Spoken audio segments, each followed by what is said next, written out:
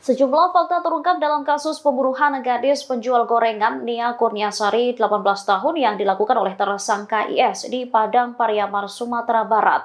Kini kepolisian masih mendalami motif dan ada atau tidaknya pihak lain yang terlibat dalam pembunuhan ini. IS ternyata sudah mengincar korban sejak lama. Kapolres Padang Pariaman AKBP Ahmad Faisal Amir menyebut tersangka memiliki niatan meruda paksa dan membunuh Nia sebanyak 3 kali. Namun aksinya baru dapat dilakukan pada 6 September 2024 atau tepat ketika Nia dilaporkan menghilang.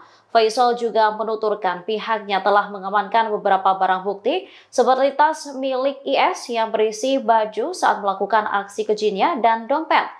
Selain itu, pelaku ternyata juga membawa narkoba. Seperti diketahui, IS sendiri merupakan residivis kasus kekerasan seksual dan narkoba. Lebih lanjut, ia mengatakan masih ada kemungkinan pelaku lainnya dalam kasus pembunuhan disertai ruda paksa terhadap Nia tersebut. Pasalnya di lokasi penangkapan sempat ditemukan barang-barang yang diduga dipalsuk pihak lain. Nanti akan diketahui apakah tersangka dibantu keluarga atau orang lain selama bersembunyi di tempat pelariannya. Akan tetapi pihaknya masih akan melakukan pengembangan. Download Tribun X sekarang, menghadirkan lokal menjadi Indonesia.